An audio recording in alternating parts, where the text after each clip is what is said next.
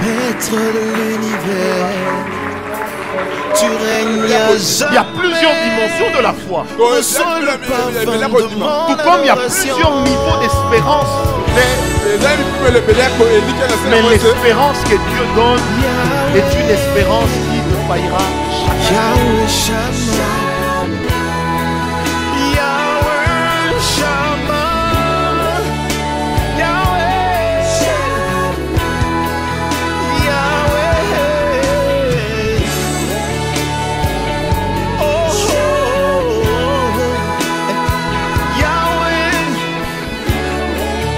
Yahweh Shammah.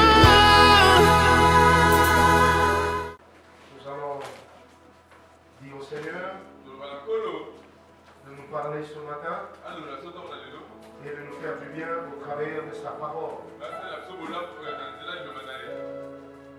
Est-ce que chacun peut prendre sa main droite posée sur son cœur? Quand le Seigneur était en train de parler à mon cœur cette nuit,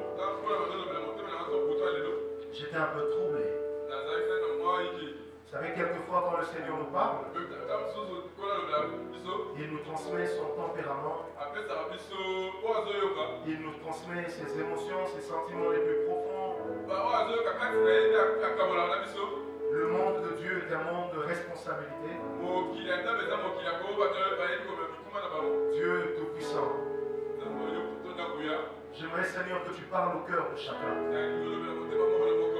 Seigneur, tu connais les cibles de ta parole. Nous voulons tous nous constituer cibles.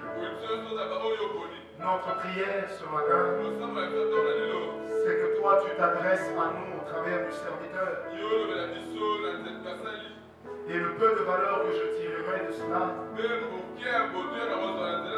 c'est celle que tu voudras bien m'accorder. Merci de glorifier l'agneau parmi nous. Ceux qui vont nous suivre ce matin, ceux qui nous suivront sur les réseaux, sur Internet, que tu parles aussi à eux. Que leur cœur entende et connaisse la vérité. Au nom de Jésus, nous disons Amen. Que Dieu vous bénisse, saluez votre voisin. Alléluia. Que le nom du Seigneur soit glorifié. 2 Samuel 24. 2 Samuel 24. Nous prendrons du verset 1 au verset 4. Ensuite du verset 11 au verset 25.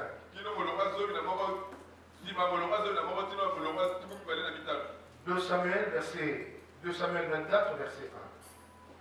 La colère de l'Éternel s'enflamma de nouveau contre Israël, et il excita David contre eux en disant: Va, fais le dénombrement d'Israël et de Juda.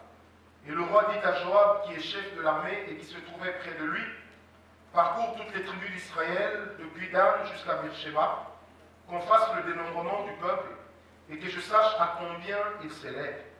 Joab dit au roi que l'Éternel, ton Dieu, rende le peuple 100 fois plus nombreux, et que les yeux du roi mon Seigneur le voient. Mais pourquoi le roi mon Seigneur veut-il faire cela? Le roi persista dans l'ordre qu'il donnait à Joab et aux chefs de l'armée. Et Joab et les chefs de l'armée quittèrent le roi pour faire le dénombrement du peuple d'Israël. Amen. Amen. Si je peux avoir un son, verset 11. Le lendemain, quand David se leva, la parole de l'Éternel fut ainsi adressée à Gad, le prophète, le voyant de David. Va dire à David, ainsi parle l'Éternel: je te propose 3 fléaux. Amen. Amen. Je te propose 3 fléaux. Un peu comme si Dieu voulait dire: je te propose 3 punitions. Amen. Il dit: je te propose 3 fléaux. Choisis-en un et je t'en frapperai.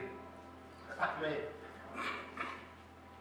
Gad alla vers David et lui fit connaître la chose en disant: veux-tu 7 années de famine dans ton pays, ou bien 3 mois de fuite devant tes ennemis qui te poursuivront, ou bien 3 jours de peste dans ton pays? pays.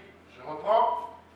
Veux-tu 7 années de famine dans ton pays, ou bien 3 mois de fuite devant tes ennemis qui te poursuivront, ou bien 3 jours de peste dans ton pays.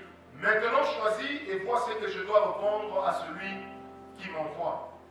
David répondit à Gad, je suis dans une grande angoisse. Oh, tombons entre les mains de l'Éternel, car ses compassions sont immenses, mais que je ne tombe pas entre les mains des hommes. L'Éternel envoya la peste en Israël depuis le matin jusqu'au temps fixé, et de Dan à Beersheba, il mourut 70 000 hommes parmi le peuple. Comme l'ange étendait la main sur Jérusalem pour la détruire, l'Éternel se répandit de ce mal, et il dit à l'ange qui faisait périr ce peuple, assez, retire maintenant ta main. L'ange de l'Éternel était près de l'air d'Arabna, le Jébusien. David, voyant l'ange de l'Éternel qui frappait parmi le peuple, dit à l'Éternel, voici, j'ai péché, c'est moi qui suis coupable, mais ces brebis qu'ont-elles fait? Que ta main soit donc sur moi et sur la maison de mon père. Amen. Ce jour-là, Gad vint auprès de David et lui dit, monte et lève un autel à l'Éternel dans l'air d'Arabna le Jébusien. David monta selon la parole de Gad, comme l'Éternel l'avait ordonné. Arabna regarda et il vit le roi et ses serviteurs qui se dirigeaient vers lui. Et Arabna sortit et se prosterna devant le roi, le visage contre terre. Arabna dit, pourquoi mon seigneur le roi vient-il vers son serviteur? Et David répondit, pour acheter de toi l'air et pour y bâtir un autel à l'Éternel, afin que la plaie se retire de dessus le peuple. Arabna dit à David, que mon seigneur le roi prenne l'air et qu'il y offre des sacrifices qui lui plaira. Vois, les bœufs seront pour l'holocauste, et les chars avec l'attelage serviront de bois. Arabna donna le tout au roi, et Arabna dit au roi, que l'Éternel ton Dieu te soit favorable. Mais le roi dit à Arabna, non, je veux l'acheter de toi à prix d'argent, et je n'offrirai point à l'Éternel mon Dieu des holocaustes qui ne me coûtent rien. Et David acheta l'air et les bœufs pour 50 cycles d'argent. David bâtit là un autel à l'Éternel et il offrit des holocaustes et des sacrifices d'action de grâce. Amen. Alors l'Éternel fut apaisé envers le pays et la plaie se retira. Est-ce qu'on peut acclamer la parole du Seigneur? Alléluia. Alléluia. Ce matin, j'aimerais que nous puissions parler sur le cœur et ses défis. Le cœur et ses défis. Ou si vous voulez, les défis auxquels le cœur de l'homme fait souvent face.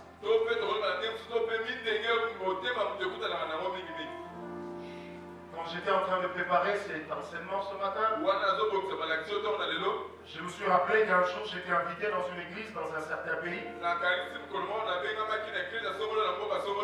Et je devais parler sur le trône de Dieu. Ou sur le règne de Dieu. Et cette nuit-là, je n'avais pas du tout dormi. Quand je suis arrivé dans cette église, le Seigneur avait été très dur envers le peuple. À telle enseigne que je me posais la question pourquoi.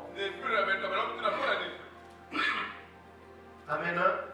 Je posais la question Seigneur pourquoi. Et ce matin nous allons découvrir pourquoi. Proverbe 4 verset 23.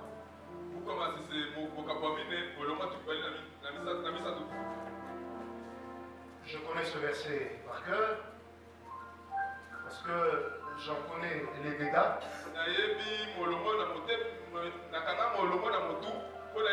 Garde ton cœur plus que toute autre chose, car de lui viennent les sources de la vie. Une certaine version dit garde ton cœur au-delà de toute chose. Car c'est de lui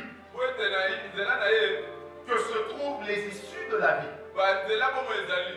Et lorsque le roi David parle dans le psaume 84, ntango nkumu David aloba na psaume 84 il dit, lorsque j'entre dans mon cœur, alobi soki nazongi na motema na nga j'y trouve des chemins tout tracés. nakuta banzela C'est parce que la plus grande richesse que Dieu a accordée à l'homme oyo te bosuku monene oyo nzambe apesa na moto se trouve en réalité dans son cœur. ebongama na motema na ye Le cœur est le seul mot biblique dans la Bible motema ezaka liloba moko oyo na kati ya biblia qui exprime deux réalités de l'homme. oyo ezotalisa bosolo ebala ya motu Le cœur exprime à la fois la réalité de l'âme motema etalisaka molema et le cœur exprime la réalité de l'esprit. etalisa bosolo ya molimo. En fait, lorsque dans la Bible on parle du cœur, Na biblia oyo bazoloba motema quelquefois on parle de l'âme. ntango so balobela molema Mais il arrive aussi qu'on soit en train de parler sur l'esprit. ntango so ekoma mpe balobela molimo Mais la confusion est telle kasi kokutani ezali wapi que c'est difficile de savoir lorsqu'on est en train de parler de l'âme eza parceke ntango bazolobelela ou molema lorsqu'on est en train de parler de l'esprit. ntango bazolobelela molimo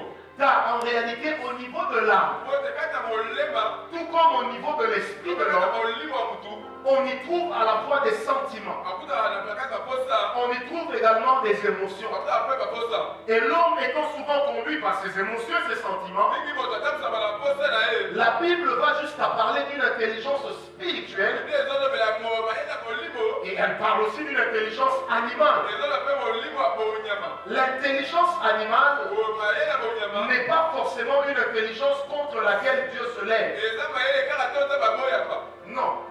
Parce que ça fait partie de ce que nous avons comme information dans nos neurones eza mayele makambo toyebi na motu na biso et de la manière dont nous les utilisons. mpe lolele tozosalela yango Mais il y a aussi l'intelligence spirituelle eza mpe na mayele ya molimo dont on parle dans Romains, po bazobela baromain lequel se renouvelle dans la présence de Dieu. oyo ekomaka sika na bozali na Et nzambe l'intelligence spirituelle, mayele ya molimo c'est lorsque l'homme acquiert eza oyo moto asui le raisonnement de Dieu. ndenge nzambe Ça akanisaka veut dire dans les circonstances précises de la vie, na miluku oyo ekutanaka na bobomi il ne réfléchit pas ni ne réagit comme il se devait, akokanisa te to kosala te ndenge esengelaki asala mais il le fait selon que l'Esprit de Dieu le conduit. kasi azosala lolenge molimo ya nzambe azotambwisa ye Bien aimé, la richesse que nous possédons, balinga bibozio toza na yango ce n'est pas l'argent que nous avons dans nos poches, eza moko te toza nango babenga na biso ce ne sont pas les comptes en banque que nous avons, eza bamoko te toza nango bibemolo ni la taille de notre chéquier, to mpe monene ya sheke na mais biso c'est la qualité de cœur que nous avons. eza lolenga motema toza na yango Il est difficile de remporter des victoires contre les défis extérieurs eza mpasi kolonga bitumba oyo bitenga libanda lorsque nous n'avons pas encore remporté les défis intérieurs. wana tolongi te bitenga kati Les défis intérieurs bitenga kati définissent à la fois l'activité de notre esprit ezotalisa mosala ya molimo na biso et définissent aussi l'activité de notre âme. ezotalisa mpe misala ya molemo na biso En réalité, ya bosolo notre foi, kondima na biso la qualité de notre onction, lolenge epakwa na biso la victoire de la prière elonga na losambo sont tirées profondément de l'activité de notre cœur. tozozwa yango tozopenda yango na bozinga ya Autrement botema dit, biso tel sera ton cœur, ndenge motema nde ozala telle sera aussi la réaction de Dieu par rapport à toi. ndenge mpe nzambe akozokisa liboso na yo La foi, kondima elle est liée à la fois aux deux facultés de l'homme, ekangami na bolenge mibale ya moto oyo à la fois aux choses auxquelles son esprit croit ekangami na makambo molimo nde et aux endimelaka choses sur lesquelles son âme espère.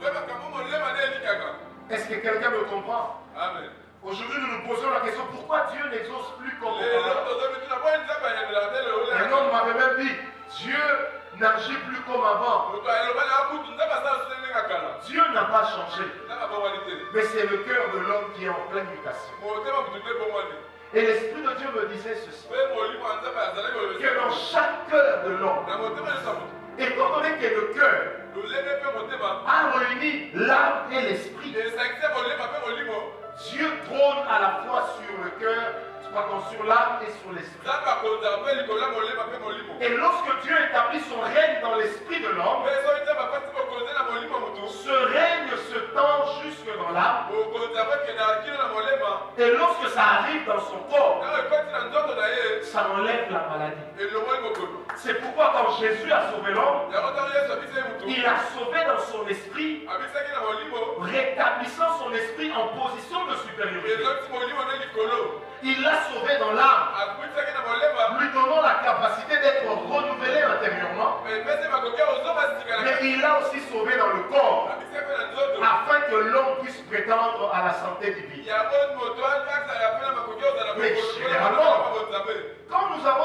besoins, nous sommes prompts à les exprimer à Dieu. Nous allons directement dire à Dieu, Seigneur, souviens-toi de nous. Agis en notre faveur. En réalité, nous sommes généralement pressés de voir Dieu intervenir lorsqu'il s'agit de nous. Amen. Je répète, nous sommes pressés de voir Dieu agir lorsqu'il s'agit de nous. Lorsqu'il s'agit de nos intérêts. Parce que le comble est que, même dans la vie de certaines personnes qui sont des adorateurs, l'adoration ou le trône de leur cœur, Dieu ne l'occupe que saisonnièrement. Parce qu'il y a encore des chrétiens remplis de l'esprit, parlant en langue, mais dans la vie desquels Dieu n'a pas la priorité. Amen. Quand Dieu n'est pas une priorité pour nous et que Dieu devient une option, ça veut dire je peux m'adapter à Dieu. Si c'est que Dieu veut, me plaît. Mais au cas où c'est que Dieu veut ne me plaît pas, je fais de Dieu une option. Est-ce que quelqu'un me comprend? Dès lors que Dieu devient une option, nous exaucer aussi devient une option. Parce qu'il est écrit dans 1 Samuel 2, verset 30, « J'honore ceux qui m'honorent et je déshonore ceux qui me déshonorent. » Si tu traites Dieu comme une option, Dieu t'exaucera aussi en option. Ça veut dire la possibilité de ne pas être exaucé augmente. Et Dieu, ça ne lui fera rien. Dis à ton voisin, nous n'avons pas tous la même valeur devant Dieu. Non, dis-le lui très bien, nous n'avons pas tous la même valeur. C'est un faux enseignement que de croire que tous les hommes sont pareils. La qualité que Dieu nous reconnaît dépend de la qualité des cœurs qui s'approchent de lui. Et le défi le plus important, la chose qui a l'habitude de narguer l'homme, généralement c'est son propre cœur. Est-ce que quelqu'un m'a compris? Et il y a plusieurs personnes. Moi j'ai déjà entendu des gens me dire, nombreuses personnes, prophète, moi j'aime cette fille, mais si Dieu n'est pas d'accord, on verra bien. En fait, Dieu devient une option. J'aime ce garçon, mais si Dieu n'est pas avec moi, on verra bien. J'aime ce boulot, mais si Dieu n'est pas avec moi, on verra bien. Le problème c'est lequel? Quand Dieu n'est pas une priorité, il devient une option. Alors en ce moment-là, il y a généralement un esprit qui nous conduit au mal. Quand Dieu s'est fâché contre Israël, quand Dieu s'est irrité contre David, Dieu a laissé qu'un mauvais esprit séduise David. Afin que cet homme qui était l'homme selon le cœur de Dieu puisse demander un dénombrement interdit par Dieu. Il savait que c'était interdit. Mais il y avait en lui un esprit. La version d'Arbi dit ceci, qu'un esprit agitait David au-dedans. Il convoqua Joab. Il dit, Joab, va faire le dénombrement du peuple. Par respect, Joab voulait bien lui dire, mais c'est insensé. Il dit, roi, même si ce peuple est grand, qu'il devienne encore 100 fois plus nombreux. La Bible dit, le cœur de David persista. David ordonna le dénombrement. Mais ce que j'aime bien, c'est que la Bible dans Louis II 21 va ajouter ceci. Que quand Joab et les autres sont partis faire le dénombrement, le cœur de David s'est mis à bouger au-dedans de lui. Mais David ne s'est pas arrêté. Amen. Le cœur de David s'est mis à trembloter, à tressaillir.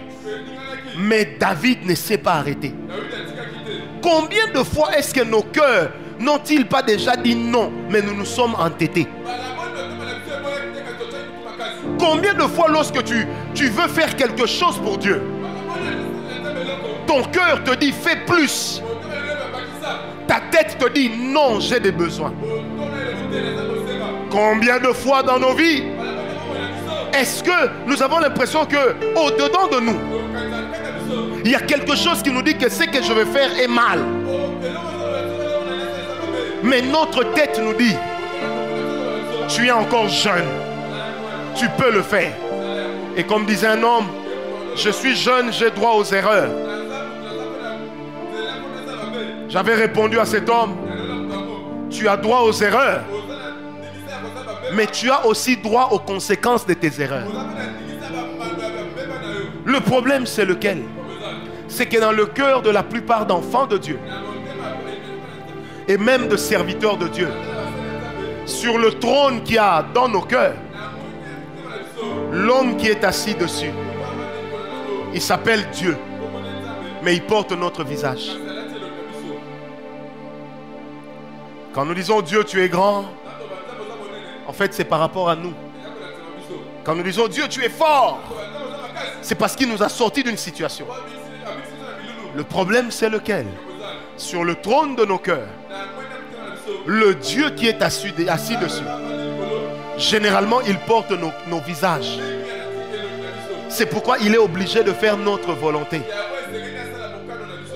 Et lorsque nous dirigeons nos vies comme nous voulons, en fait nous montrons à Dieu, Seigneur, moi d'abord, toi après.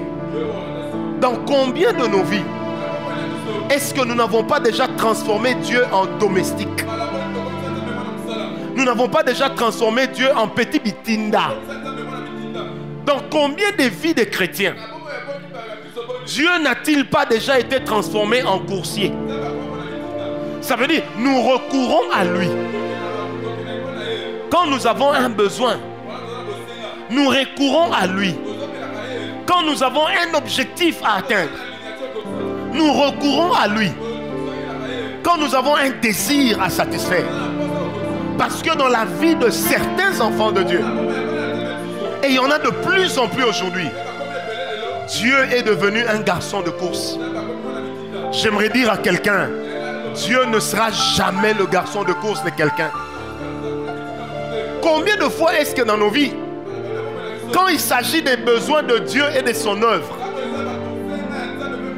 nous nous rétractons?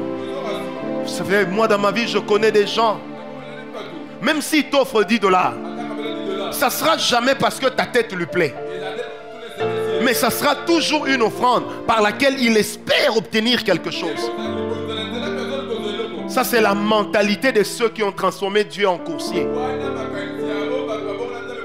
De ceux qui se regardent eux. Dieu après. Je posais la question à un couple un jour. Quand vous opérez le choix de votre maison, quand vous opérez le choix de votre voiture, qu'est-ce que vous faites des besoins de Dieu dans votre vie?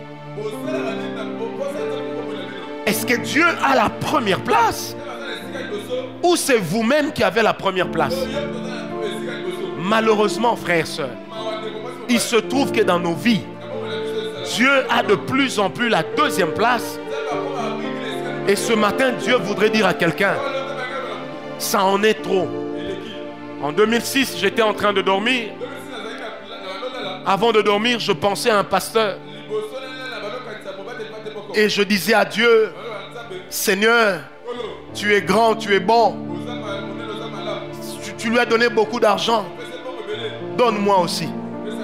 Et la nuit en dormant, je vois un ange m'apparaître. Et il me parlait au nom de Dieu.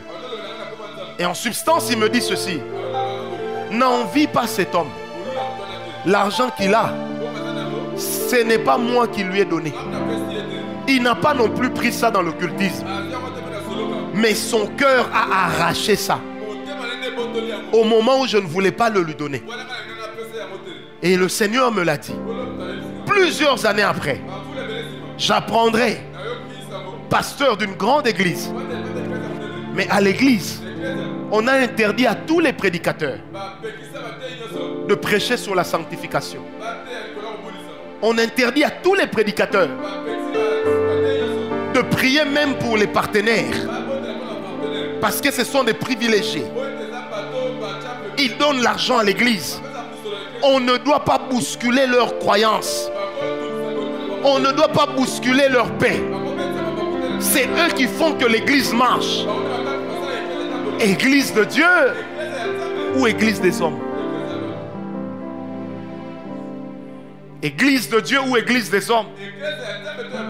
Une église influencée par les partenaires finit par tomber dans le conformisme. Une église dirigée par des laïcs finit tôt ou tard par chasser l'essentiel de l'esprit pour garder les effets de l'esprit. Ça veut dire, on va chasser le Saint-Esprit dans sa sainteté, mais on va garder l'onction parce que ça nous permet d'atteindre les buts. Et c'est là que l'onction devient dangereuse pour l'homme. L'onction va donner des élévations aux hommes. L'onction va le faire prendre un ascenseur à tout le monde. Elle nous fera vivre les effets de la main de Dieu. Mais elle ne nous amènera plus chez Dieu. Mais comment des hommes qui étaient fidèles ont pu tomber dans ce genre de choses?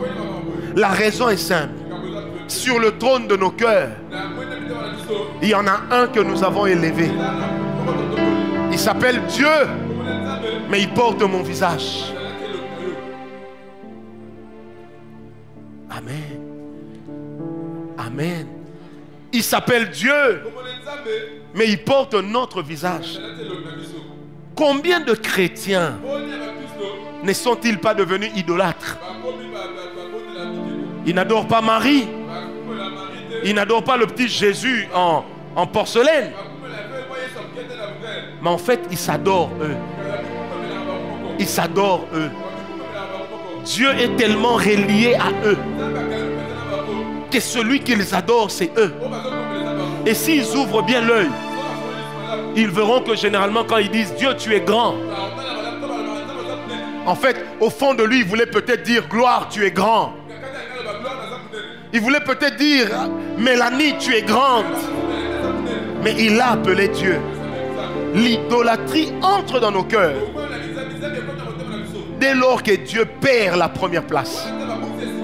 Et dans la vie de beaucoup d'enfants de Dieu, il y a longtemps que Dieu a perdu la première place.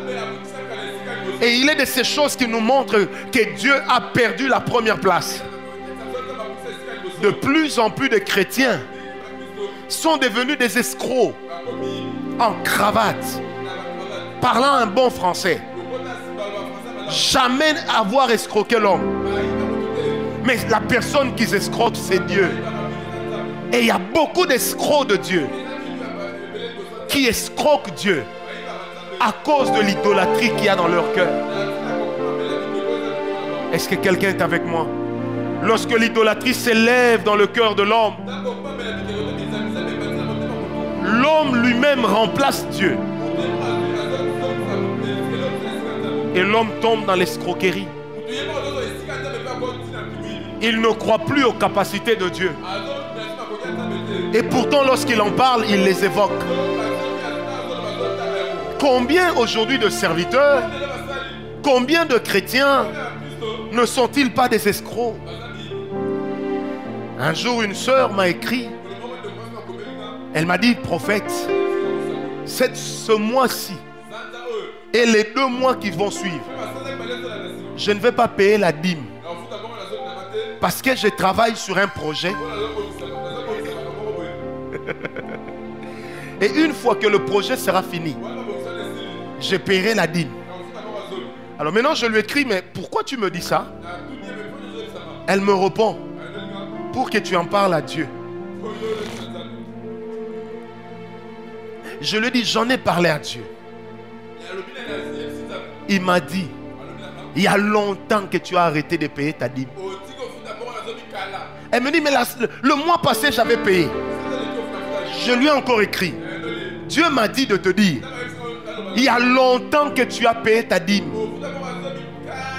Elle me dit, comment ça? Je lui dis, à chaque fois que tu as payé ta dîme, tu as murmuré après. C'était une corvée. Parce que tu as cru qu'avec ta dîme, tu as acheté la bénédiction. Alors, il y a longtemps que Dieu a cessé de t'exaucer. Je lui dis, écoute, au lieu de faire 3 mois, je te propose de faire 3 ans. Amen. Combien dans nos propres vies, en commençant par moi qui vous parle, n'avons-nous pas déjà dit, d'abord moi, Dieu après. D'abord moi. Nous avons développé un égoïsme. Et cet égoïsme-là ne s'exprime pas envers nos femmes. Ne s'exprime pas à l'égard de nos enfants. Mais nous avons rendu Dieu victime. Parce que notre égoïsme, Dieu m'a béni. J'ai pris la bénédiction. J'ai mis Dieu dehors. Et le jour où ça va coincer, je reviendrai au pied de Dieu en disant, Seigneur, bénis-moi encore. Pourquoi as-tu arrêté de me bénir? Je suis un homme, une femme fidèle. La fidélité ne définit pas des domaines précis. La fidélité doit s'étendre sur tous les domaines. Donne-moi un amen bien. Je répète, la fidélité doit s'étendre sur tous les domaines. Elle ne choisit pas les domaines. Non, elle n'opère pas un choix. Elle s'abandonne à tout. Si je suis fidèle à Dieu, je serai fidèle dans mes tâches à l'église. Je serai fidèle dans mes offrandes. Je serai fidèle dans mes dîmes. Je serai fidèle dans mes actions de grâce. Je serai fidèle dans mes contributions. Je serai fidèle. Je serai fidèle. Je serai fidèle. Je n'ai pas à définir les domaines. Sinon, Dieu peut commencer à te bénir avec beaucoup d'enfants. Mais il ne te donne pas l'argent pour les élever. Tu diras, Seigneur, tu m'as abandonné. Le problème, c'est que quand Dieu fait le reproche, il est très peu de personnes qui entendent cette voix. Il y a certains ici qui se plaignent. Il y a des gens qu'on a engagés après moi. Ils ont plus de grade que moi aujourd'hui. Il y a des gens qui ont commencé les affaires après moi, mais qui sont en train de me dépasser. Mais Seigneur, qu'est-ce qui se passe?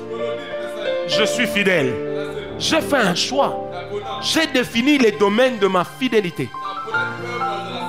Le problème, la liberté que nous nous donnons, c'est la même liberté que nous refusons à Dieu.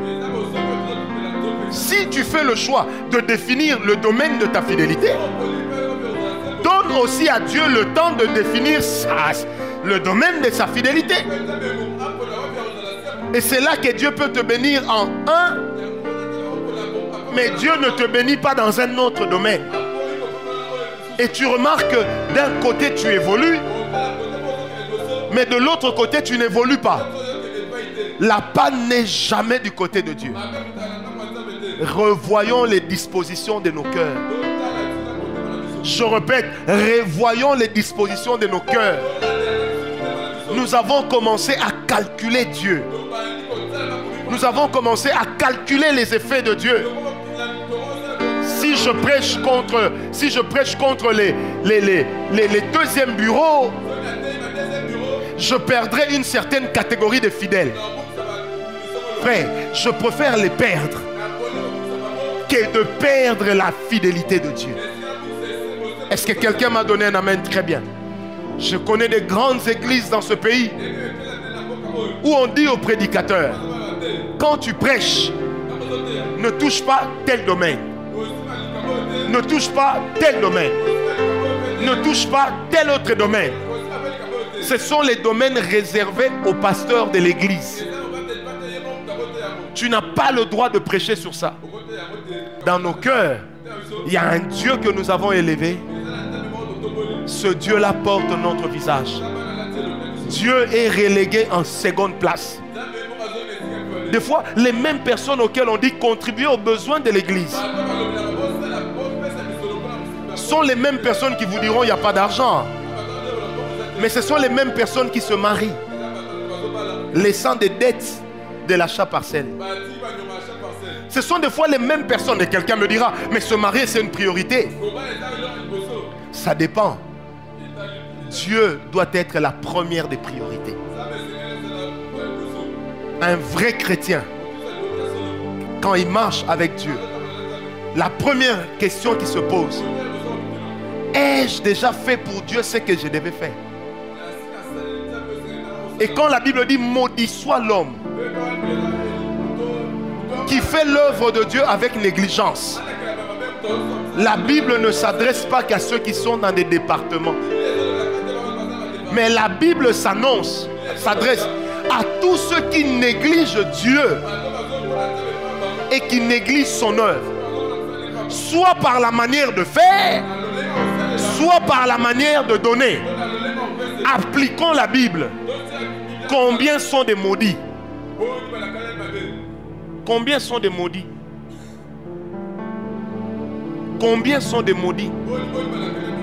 Lisons la Bible, adaptons-nous à la Bible. Combien d'entre nous aujourd'hui, en se regardant droit dans les yeux,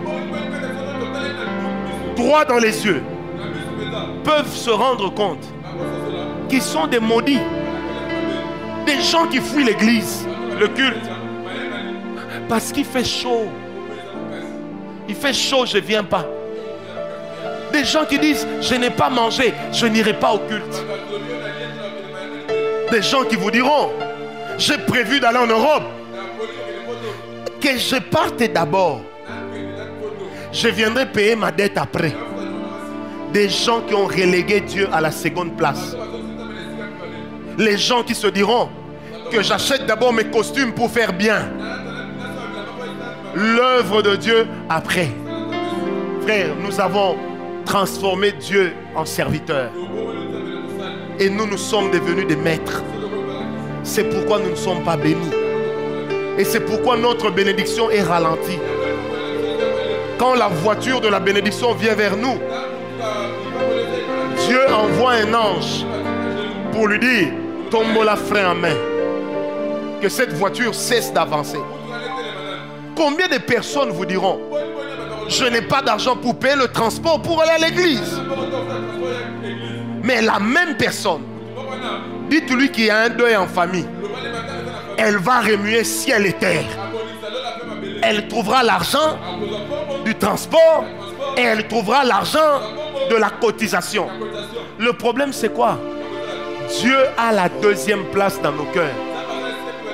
Est-ce que quelqu'un me donne un amen très bien? Je disais, est-ce que quelqu'un me donne un amen très bien? Et la chose que Dieu a contre nous ce matin,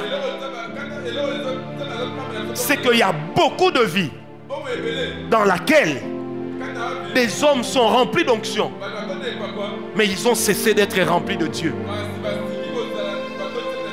Dieu et l'onction ne sont pas la même chose. L'onction est un objet. L'onction est un objet. Dieu est une personne. Combien d'entre nous sommes-nous prêts à dire, Seigneur, d'abord toi? Vous savez, j'étais en train de prier Dieu. Je disais, Seigneur, mais pourquoi nous n'arrivons pas à réunir tout l'argent pour l'achat partiel? La réponse que le Seigneur m'a dit, Francis va dire à l'église qu'elle est remplie des escrocs, des gens qui m'escroquent. Il m'a dit clairement, il dit, ce n'est pas que je ne les ai pas bénis, mais je les ai bénis. Un ont refusé de me retourner ce qui me revient. Il y a des gens auxquels Dieu a donné des milliers et des milliers de dollars dans cette église, mais qui ont donné à Dieu des cacahuètes. Il y a des gens que Dieu a bénis. J'assume ce que je dis parce que celui-là me l'a dit. Et ça ne s'arrête pas qu'à nous ici. Ça s'étend dans plusieurs églises. Aujourd'hui, celui qui donne beaucoup dans l'église, il veut que les gens sachent que c'est lui qui donne beaucoup. Or, il est écrit dans cette vieille Bible que c'est que ta main droite fait, que ta main gauche ne le sache point. En vérité, celui qui donne beaucoup, il donne pour être acclamé. Il donne pour que les gens sachent que l'église, c'est d'abord lui. Quand il y a des questions d'argent, c'est d'abord lui. La Bible dit, c'est que ta main droite a fait, que ta main gauche ne le sache pas. Est-ce que quelqu'un est avec moi? Mais la même Bible ajoute, maudit soit celui. J'aime bien. Quiconque. Quiconque veut dire qu'il n'y a pas de tarif préférentiel. Ça peut tomber sur n'importe qui. Et il y a beaucoup d'enfants de Dieu qui traînent une malédiction derrière eux. David a dit à Gad, je préfère tomber entre les mains de Dieu. En fait, c'était une manière de dire, personne ne saura que de tomber entre les mains des hommes. La peste a tué 70 000 personnes. Mais Dieu lui a proposé 3 mois durant lesquels il fuirait devant ses ennemis. Il a préféré que les hommes meurent plutôt que lui ne soit couvert de honte. Mais un jour, Dieu ne lui a pas demandé la permission. Absalom l'a chassé du trône. Double honte.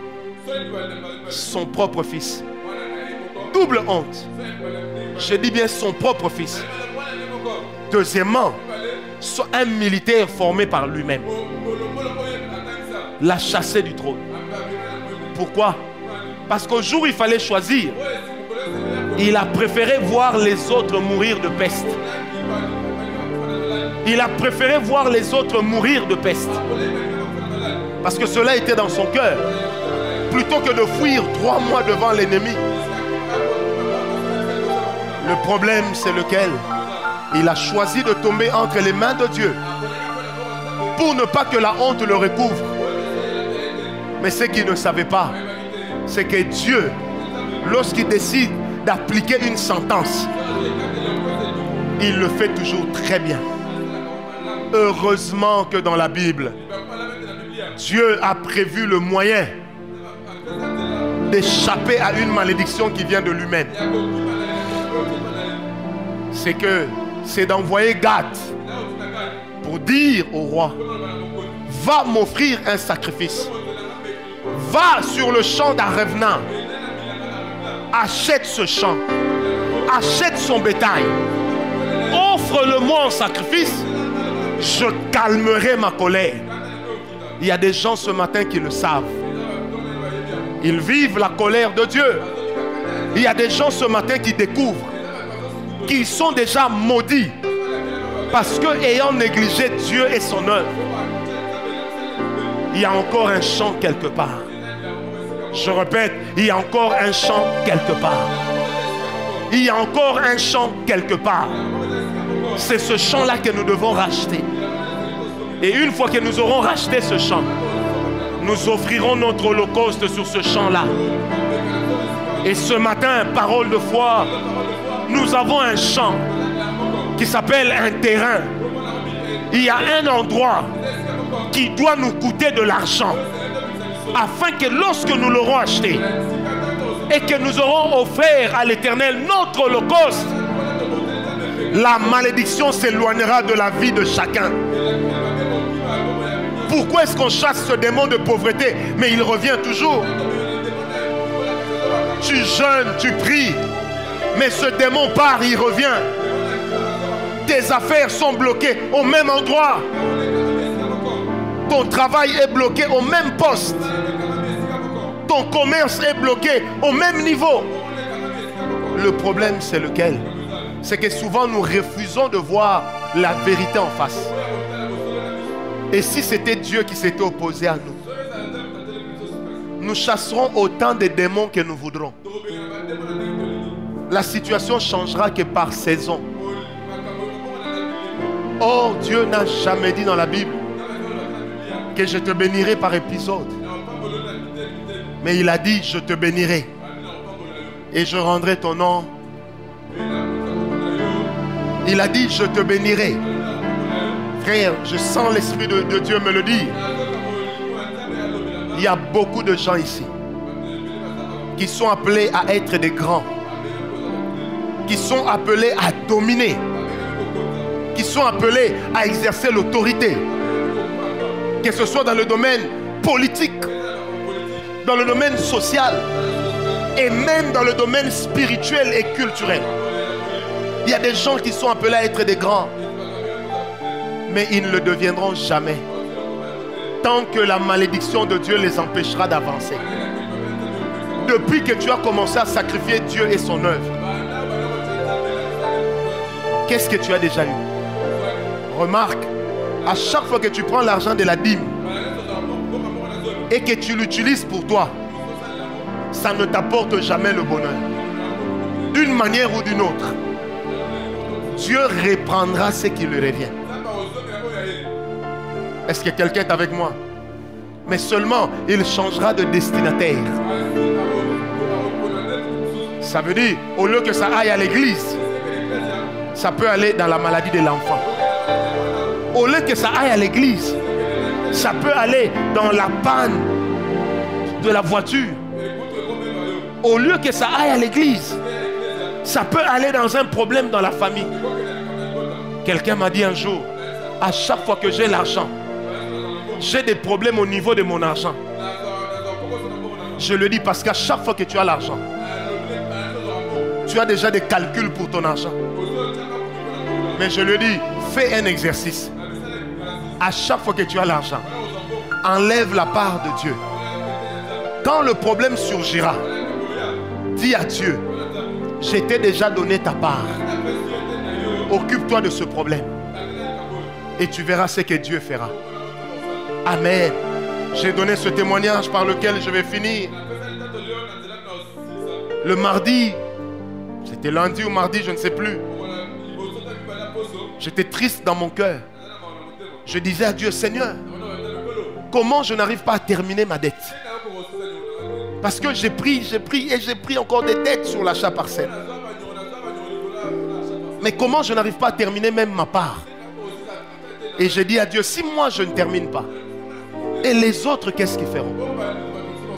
Ce matin-là, j'ai dit à Dieu, si tu me donnes l'argent, je vais te le donner. Tout ce que tu vas me donner, je te le donnerai aujourd'hui. Amen. Amen. Frère, et les cas dans une minute belleté. On m'a appelé, on m'a remis beaucoup d'argent. Pas beaucoup de centaines de milliers, non. Mais c'était quand même beaucoup pour moi. Ce soir-là, j'ai traqué Papa Georges. Quand je l'ai vu, je dis, je sais que tu dors peut-être. Mais je dois te remettre ce qui revient à Dieu. Avant que chez moi à la maison, qu'on puisse me rappeler que je n'ai pas encore payé le minerval des enfants. J'ai dit, avant qu'on me rappelle ça, qu'on me dise, tu n'as pas payé le deuxième trimestre, je préfère te donner ce qui est à toi. Et j'ai dit à Dieu, avant d'agir en père de famille, je préfère agir en fils de Dieu. Parce que Dieu, tu as la priorité dans mon cœur. Maître de l'univers, tu règnes à jamais. Il y a plusieurs dimensions de la foi. Ressens le parfum de mon Tout comme il y a plusieurs niveaux d'espérance. Mais l'espérance que Dieu donne est une espérance qui ne faillira jamais. Yahweh Shammah.